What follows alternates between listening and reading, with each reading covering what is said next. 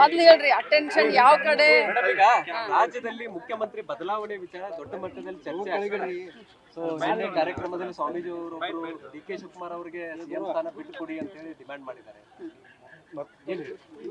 ಮತ್ತೊಂದ್ ಕಡೆ ವೀರಶೈವರೇ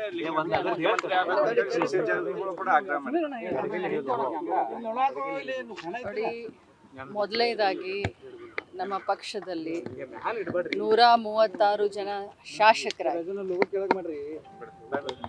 ಎಲ್ಲ ಶಾಸಕರ ಒಂದು ಅಭಿಪ್ರಾಯ ತೆಗೆದುಕೊಂಡು ಹೈಕಮಾಂಡ್ ಅವರು ಈಗಾಗಲೇ ಮುಖ್ಯಮಂತ್ರಿಯನ್ನ ಮಾಡಿದ್ದಾರೆ. ಈಗ ಯಾರು ಏನು ಹೇಳಿದ್ದಾರೆ ಅನ್ನೋದಕ್ಕಿಂತ ನಮ್ಮ ಪಕ್ಷದಲ್ಲಿ ಅಂತಿಮ ತೀರ್ಮಾನ ಹೈಕಮಾಂಡ್ ತೀರ್ಮಾನವೇ ಅಂತಿಮ.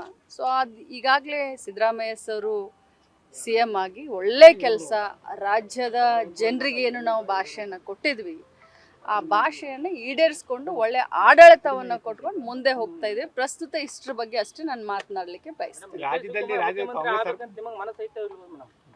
ರಾಜ್ಯದ ಕಾಂಗ್ರೆಸ್ ಸರ್ಕಾರ ಬರುವಲ್ಲಿ ಡಿ.ಕೆ. ಶಿವಕುಮಾರ್ ತನ್ನ ಮನಧನದಿಂದ ಶ್ರಮ ವಹಿಸಿದ್ದಾರೆ, ಅದಕ್ಕೆ ಒಂದು ತ್ಯಾಗ ಮಾಡ್ಬೇಕಂತ ಸ್ವಾಮೀಜಿ ಹೇಳಿದ್ದಾರೆ. ನೋಡಿ, ಒಂದೇ ಮಾತನ್ನ ಹೇಳ್ತೀನಿ. ಕರೋನಾ ಸಂದರ್ಭದಲ್ಲಿ ಡಿ.ಕೆ. ಶಿವಕುಮಾರ್ ಅವರು ಕರ್ನಾಟಕ ಪ್ರದೇಶ ಕಾಂಗ್ರೆಸ್ನ ಅಧ್ಯಕ್ಷ ಆದ ಮೇಲೆ ಕರೋನಾ ಸಂದರ್ಭದಲ್ಲೂ ಕೂಡ ಕಾಲಿಗೆ ಚಕ್ರ ಕಟ್ಕೊಂಡು ಇಡೀ ರಾಜ್ಯವನ್ನು ಸುತ್ತಾಕಿ ಕಾರ್ಯಕರ್ತರನ್ನು ಹುರಿದುಂಬಿಸಿ ಒಂದು ಕಡೆ ಅವರು ಕೆಲಸ ಮಾಡಿದ್ರೆ, ಮಾಸ್ ಲೀಡರ್ ಆದಂಥ ಸಿದ್ದರಾಮಯ್ಯನವರು ಎಲ್ಲರನ್ನ ವಿಶ್ವಾಸಕ್ಕೆ ತೆಗೆದುಕೊಂಡು ಇನ್ನೊಂದು ಕಡೆ ಇವ್ರು ಕೆಲಸ ಮಾಡಿದ್ದಾರೆ. ನಮ್ಮ ಪಕ್ಷದ 2 ಕಣ್ಣುಗಳು ಇದ್ದ ಹಾಗೆ ಸಿದ್ದರಾಮಯ್ಯ ಸರ್ ಮತ್ತು ಡಿ.ಕೆ. ಶಿವಕುಮಾರ್ ಸರ್. ಅವ್ರಿಗೆ ಆಗಬೇಕು, ಇವ್ರಿಗೆ ಆಗಬೇಕು, ಇದು ಪ್ರಸ್ತುತ ಅಲ್ಲ. ನಾವು ಏನು ಸರ್ಕಾರ ಬಂದ ಮೇಲೆ ಕರ್ನಾಟಕ ರಾಜ್ಯ ಜನತೆಗೆ ಏನು ನಾವು ಮಾಡ್ತೀವಿ ಅಂತಂದಿದ್ವಿ, ಒಳ್ಳೆ ಆಡಳಿತ ಕೊಡ್ತೀವಿ ಅಂತ ಅದನ್ನು ಮಾಡ್ತಾ ಇದ್ದಾರೆ. ಏನೇ ತೀರ್ಮಾನ ಇದ್ರೂ ಕೂಡ ಅದು ಹೈಕಮಾಂಡ್ ನಿರ್ಣಯ. ಈಗ ಹೈಕಮಾಂಡ್ ಅವರೇ ನಿರ್ಧಾರ ಮಾಡಿದ್ರು, ಸಿದ್ದರಾಮಯ್ಯ ಸಿಎಂ ಆಗಬೇಕು, ಡಿ.ಕೆ. ಶಿವಕುಮಾರ್ ಉಪಮುಖ್ಯಮಂತ್ರಿ ಆಗಬೇಕು. ಆದ್ರೂ ಕೂಡ ಇಷ್ಟೆಲ್ಲ ಬೆಳವಣಿಗೆ ಆದ್ರೂ ಕೂಡ ಹೆಚ್ಚುವರಿ ನೀವು 10 ಸತೆ ಕೇಳಿದ್ರು, 10 ಸತೆ ಬೇರೆ ಬೇರೆ ವಿಚಾರವನ್ನ ಎತ್ತಿದ್ರು ಕೂಡ ನನ್ನ ಆನ್ಸರ್ ಒಂದೇ. ನಾನು ಪಕ್ಷದ ಶಿಸ್ತಿನ ಸಿಪಾಯಿ, ಪಕ್ಷದ ತಳಮಟ್ಟದಿಂದ ಬಂದಂಥವಳು.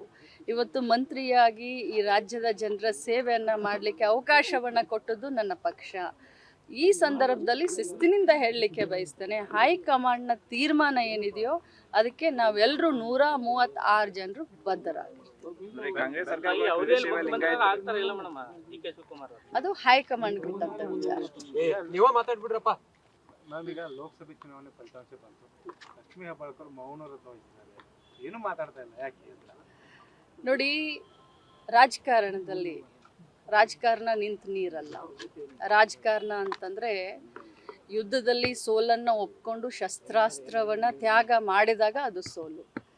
ರಾಜಕಾರಣದಲ್ಲಿ ಸೋಲು ಒಂದೇ, ಅದನ್ನೇ ನಾವು ಅಂತ ಇದನ್ನು ತಗೊಳಕ್ಕೆ ಆಗೋದಿಲ್ಲ.